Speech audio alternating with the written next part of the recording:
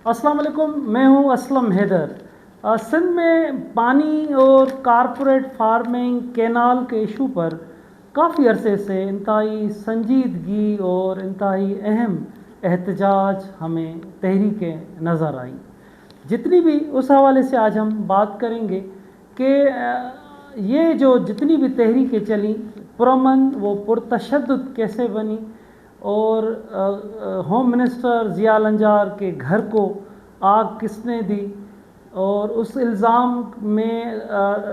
वफाकी वज़रा ग़ुलाम मुर्तज़ा जतोई, मसरूर जतोई, उनको नामज़द किया गया है, और उसमें बहुत सारे और भी कारकुनान, कॉमपर्स कारकुनान उसमें नामज़द हैं। इस पर भी आज हम बात करेंगे कि ग़ुलाम मुर्तज़ा जतोई और होम मिनिस्टर ख़ुद कह रहे हैं कि बैन ऑर्गेनाइजेशंस ने ये कबूल किया है उनके घर पर जो हमला हुआ था। और एहतजाज जो मोरो में हुआ, और उस एहतजाज में फायरिंग की इजाज़त किसने दी, क्यों पुलिस ने इतनी पुरअमन तहरीकें चलीं, कहाँ पर भी ऐसी नहीं हुई, फिर क्यों फायरिंग की इजाज़त किसने दी, किसने हुक्म दिया, और उस हुक्म के तहत नौजवान एक कत्ल हो गया और दूसरा उसको गोलियां मुंह में लगी और वो सीरियस कंडीशन में है, और बहुत सारे कारकुनान भी इसमें ज़ख्मी हैं, कॉमपर्स कारकुनान, और बहुत सारों की गिरफ्तारियां भी अमल में हो चुकी हैं। इस पर हम आज तफसीली बात करेंगे। कारपोरेट फार्मिंग और कैनाल के इशू पर, चोलिस्तान कैनाल और दूसरे इशूज़ पर सिंध में एक बड़ी तहरीक सिंध में उभर के सामने आई। एक दो मंथ से ये तहरीक बड़ी ज़ोर इसने पकड़ा और बड़े एहतजाज हुए, और वो जो आखिरी बड़ा एहतजाज हुआ वो वकलाओं की तरफ से लॉन्ग मार्च कराची से निकाला गया, जो सखर बाईपास पर बबरलो के वहाँ धरना लगाया गया। पूरे 13-14 दिन तक वो धरना जारी था, और उस धरने की वजह से आप सबको जैसा कि मालूम है कि पूरी मुल्क की ट्रैफिक, आना जाना, कार्गो, सब चीज़ें, कंटेनर, ट्रक सब बंद हो चुके थे, और ट्रांसपोर्टर्स भी एहतजाज कर रहे थे। मगर उस पूरी सूरत हाल में उन 13-14 दिनों में लाखों लोग, रिपोर्ट्स हुए हैं कि 80 लाख तक लोग उसमें शामिल हुए, पूरी सिंध से, पूरे मुल्क से लोग उसमें शामिल हुए थे। तो उस इतने बड़े एहतजाज में एक भी ट्रक ना जली, ना कंटेनर को किसी ने नुकसान पहुंचाया। पुरअमन एक तहरीक थी, जो लोगों ने जो एहतजाज कर रहे थे, कॉमपर्स कारकुनान, वही कॉमपर्स कारकुनान जो आज ये जो नया इशू मोरो में हुआ है, वही कारकुनान वहाँ भी मौजूद थे। आज जो नौजवान कत्ल हो गया है, वही नौजवान वहाँ पर भी मौजूद था, और वो पुरअमन सब वहाँ बैठे थे। तो उसमें वो ऐसा नज़र आया था कि वहाँ पर वो कारकुनान उनको चावल खिला रहे थे, जो ड्राइवर हजरात वहाँ बैठे हुए थे, पंजाब से ताल्लुक़ थे,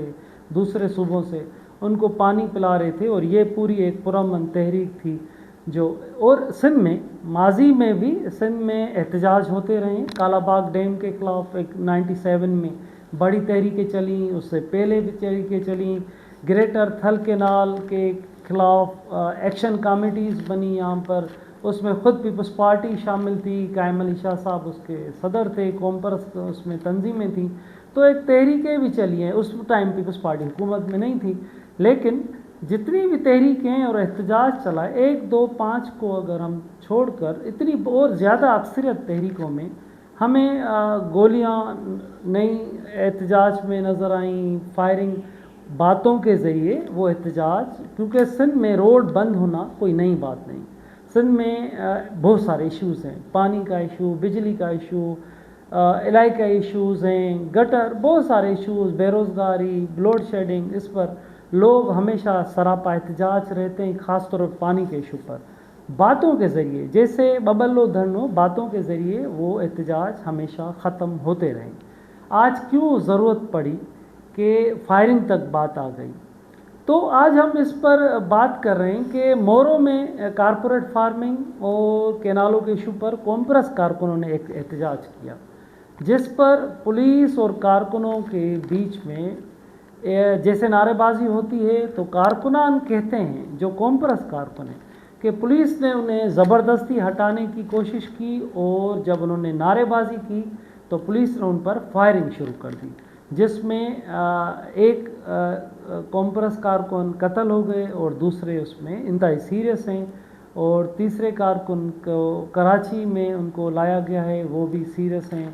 اور بہت سارے اور بھی کارکنان گولیاں لگنے سے زخمی ہوئے، اور بہت ساری گرفتاریاں بھی عمل میں آئیں، جس کے بعد کامپرس کارکنان کے بڑا انہوں نے احتجاج کیا۔ تو ایک تصویر سامنے آ جاتی ہے، تو ہوم منسٹر کا جو مورو میں ہی گھر ہے اس کو آگ لگ جاتی ہے، بہت سارے لوگ اس میں موجود ہیں، وہ وہاں پر توڑ پھوڑ کر رہے ہیں، جو ویڈیو میں نظر آ رہا ہے۔ تو ہوم منسٹر صاحب کا اور جو ان کے ہمدرد اور وہ وہاں پر پہنچے تھے، ان کی فائرنگ، یہ ویڈیوز سب سامنے آئیں، تو وہ ہوائی فائرنگ بھی کر رہے ہیں، فائرنگ سے سیدھی بھی ہو رہی ہے، جیسے بھی ہو رہی ہے، وہ ویڈیو میں سب آپ کے سامنے ہیں۔ ان کا الزام یہ ہے کہ یہ جو حملہ تھا یہ کامپرس کارکنوں نے ان کے گھر پر کیا ہے۔ ہوم منسٹر صاحب اس حوالے سے ضیاء لنجار کہتے ہیں کہ یہ بین آرگنائزیشن جسمم شفیع ورفت نے اس کی قبولداری کی ہے، یہ اس میں انوالو ہے۔ تو ایک سوال پیدا ہو رہا ہے کہ جب ہوم منسٹر صاحب خود کہہ رہے ہیں کہ بین آرگنائزیشن کی وہ جس کی بات کر رہے ہیں وہ پارٹی کی جسمم کی، تو غلام مرتضیٰ جتوئی کو اس کیس میں نامزد کیا گیا ہے کہ وہ بھی ان کے کہنے پر، مسرور جتوئی ان کے کہنے پر یہ پورا ہنگامہ اور ان کے گھر میں آگ لگائی گئی ہے۔ تو سوال بنتے ہیں یہاں پر کہ جس کو آپ بین آرگنائزیشن کہہ رہے ہیں، دوسری جس جماعت کو سندھ سبھا پارٹی، اس کو آپ اس میں نامزد ایف آئی آر میں کر رہے ہیں، اور دوسری جانب آپ غلام مرتضیٰ جتوئی کو بھی اس میں نامزد کر رہے ہیں، تو کیا یہ سمجھا جائے کہ ان آرگنائزیشنز اور غلام مرتضیٰ جتوئی کا کوئی تعلق تھا، جن کے آپس میں بات چیت تھی؟ تو ماضی میں ایف آئی آر، اب مرتضیٰ جتوئی کے اوپر 21 فروری میں ایف آئی آر ہوئی، ان پہ مختلف تھانوں میں ایف آئی آر ہو گئی، نارا جیل حیدرآباد چلے گئے، کورٹ نے ان کو ضمانت دی، تو اس ٹائم بھی ان کی گرفتاری، تو ایک بات اس ٹائم تو ٹھیک ہے، سیاسی طور پر سندھ کی ایک سسٹم رہا ہے کہ جو جیت کر آتا ہے، الیکشن حکومت جس کی ہوتی ہے، پھر وہ دوسروں کے اوپر جو اپوزیشن میں ہوتے ہیں ان کے اوپر ایف آئی آر داخل کرنا، بھینسیں چوری کی، مرغی چوری کی، ہتھیاروں کی یہ ایف آئی آر ہیں۔ جیسے ابھی سندھ کی تو یہ وفاقی سطح پہ اگر ہم بات کریں تو رانا ثناء اللہ کے اوپر جیسے منشیات کی ایف آئی آر ہو گئی، تو یہ آپس میں ایف آئی آر داخل ہونا ایک یہ تو سسٹم چلتا آ رہا ہے۔ لیکن اس بار غلام مرتضیٰ جتوئی کو اس ایف آئی آر میں نامزد کیا جو اچرج میں، اور جس پر ایک عجب بھی کی صورتحال سب کو نظر آ رہی ہے کہ پہلے تو آپ ان کو ایف آئی آر میں نامزد، اس ایف آئی آر میں جس کا غلام مرتضیٰ جتوئی کی، کیا اس پر ایف آئی آر میں نام ان کا بنتا ہے؟ سیاسی اختلافات ہوتے رہتے ہیں، لیکن ایف آئی آر داخل کرنے کے کوئی طور طریقے، کوئی پلاننگ، کوئی بھی اگر پلاننگ بھی بنائی جائے تو اس پر بھی کوئی تک بنتا ہے، اس کا کوئی مضبوط آرگومنٹ بنتا ہے۔ تو اس پر سب کا یہ خیال ہے، جو سندھ کے پڑھے لکھے لوگ ہیں، ادیب ہیں، دانشور ہیں، رائٹر ہیں، صحافی ہیں، سب کا یہ خیال ہے کہ اس معاملے میں تو مرتضیٰ جتوئی کی ایف آئی آر ان پر بنتی نہیں ہے، اور سیدھا بالکل جو سب کہہ رہے ہیں، ان کا نظر آ رہا ہے کہ غلام مرتضیٰ جتوئی کو سیاسی انتقامی کارروائی کا نشانہ بنایا گیا ہے۔ پہلے بھی ان کو بنایا گیا، اب بھی ان کو، اور اب تو ان کو اس انداز سے بنایا گیا ہے کہ کامپرس کارکنان جو پانی کے ایشو پر، کینال کے ایشو پر احتجاج کر رہے تھے، ان کا قتل بھی ہو گیا، پھر وہ احتجاج کر رہے تھے، اگر آگ لگائی گئی ہے، کس نے لگائی؟ کامپرس کارکنان کے جو لیڈران وہ کہتے ہیں انہوں نے نہیں لگائی، اگر ہوم منسٹر صاحب اور ان کے ہمدرد کہتے ہیں کہ انہوں نے ہی لگائی ہے، تو اس پر ایف آئی آر، اس کی انکوائری، انویسٹیگیشن، یہ بل فون، یہ سب ریکارڈ موجود ہے۔ اس پر غلام مرتضیٰ جتوئی کی بیچ میں آ جانا، تو اس پر ایک سوال بنتے ہیں، اور یہ تصویر سامنے آ جاتی ہے کہ اس میں ضرور سیاسی اور اس میں ایک ہم کہیں کہ اس میں وہ بےمانیاں نظر آ رہی ہیں، وہ سیاسی انتقام اس میں نظر آ رہا ہے، جو سب اس پڑھے لکھے سندھ کے لوگ اس کو سمجھ رہے ہیں۔ تو سندھ کی پانی کے ایشو پر، کینالوں کے ایشو پر بہت سیریس صورتحال ہے۔ ماضی میں جتنے بھی سندھ میں احتجاج ہوئے وہ بہت بڑے احتجاج ہوئے۔ آج کے دن کی اگر ہم بات کریں، M9 موٹر وے پر اس ایشو پر، مورے کے ایشو پر احتجاج کیا گیا، تو احتجاج تو پوری سندھ میں پرامن ہو رہے تھے، اب اس کو پرتشدد ہمیں جو اس کا رنگ نظر آ رہا ہے وہ بنتی جا رہی ہے۔ آگ لگانا کنٹینرز کو، ٹرکوں کو آگ آ رہی ہے، لگ رہی ہے۔ تو یہ جو تحریک تھی سندھ کی پرامن تحریک پرتشدد بنتی جا رہی ہے۔ تو یہ بڑا سیریس لمحہ فکر ہے کہ یہ اگر صورتحال اس طرف جا رہی ہے تو وہ بڑی خطرناک ہے۔ اس پر سیریس ہونے کی ضرورت ہے، اس پر پالیسی جو بناتے ہیں ان کو خود کو ری چیک کرنے کی ضرورت ہے کہ آخر یہ معاملہ، کیونکہ بلوچستان کا معاملہ الگ ہے اور ان کا اپنا مزاج رہا ہے۔ سندھ کی جو ہم صورتحال ہے، یا اگر ہم اس پورے خطے کی ماضی کی عدم تشدد کی اگر ہم بات کریں، خان غفار خان کی بات کریں، باچا خان کی، باہر کے نیلسن منڈیلا سے لے کر سائیں جی ایم سے تک اگر بات کریں، تو پرامن ان کی تحریکیں، عدم تشدد پر مبنی ان کی تحریکیں، ان کے پوری دنیا کے اندر نتائج اور ان کے حقوق کے لیے ان کی جنگ اور ان کی حاصلات یہ ہمارے سب کے سامنے ہیں۔ تو اس خطے میں خاص طور پر سندھ میں پرامن تحریکیں چلتی ہیں، احتجاج ہوتے ہیں، اور مگر اس مرتبہ یہ جو بڑی ایک تحریک کینالوں کے اوپر، پانی کے اوپر چلی ہے، اس پر سندھ میں بڑا غصہ ہے، مگر اس غصے کو 13 دن کا جو ہم نے احتجاج دیکھا، اس غصے میں بھی سندھ کے لوگ بڑے پرامن رہے۔ تو اب سندھ کے جو کمپرس رہنمائیں، ان کا کہنا ہے کہ جب ان کو گولیاں ماری جائیں گی، جب ان پر حملے کیے جائیں گے تو لازماً اس کا ری ایکشن ہوگا، لوگ احتجاج کریں گے، لوگ آگے بڑھیں گے، روڈ بند کریں گے، بلاک کریں گے، پولیس پر پتھراؤ کریں گے۔ اگر پولیس فائرنگ کرے گی تو لوگوں کے پاس پتھر ہیں، لوگوں کے پاس لاٹھیاں ہیں، وہ اس پر وہ بھی، کیونکہ وہ جو ویڈیوز اس میں نظر آ رہے ہیں کہ بختر بند گاڑیاں آ رہی ہیں، لوگ اس کے سامنے کھڑے ہو جاتے ہیں کہ بھائی آپ ہمارے اوپر چڑھا دو، ہم پیچھے نہیں ہٹیں گے۔ تو سندھ کے اندر اس صورتحال پر انتہائی سیریس معاملہ ہے، اس کو ضرور دیکھنے کی ضرورت ہے۔ زاہد لغاری جو نوجوان قتل ہو گیا ہے، اس کی انکوائری کی ضرورت ہے کہ اس کو آخر کس پولیس اہلکاروں نے گولیاں ماری، کس کے کہنے پہ گولی ماری گئی، پرامن احتجاج تھا اگر تو پرامن احتجاج پر کیوں گولیاں چلائی گئی۔ ماضی میں احتجاج ہوتے رہے، یہ بھی احتجاج تھا پانی کے حوالے سے، کینالوں کے خلاف، کارپوریٹ فارمنگ کے خلاف، اس پر گولی چلانے کا آرڈر کس نے دیا، اس پر بھی انکوائری ہونی چاہیے۔ اور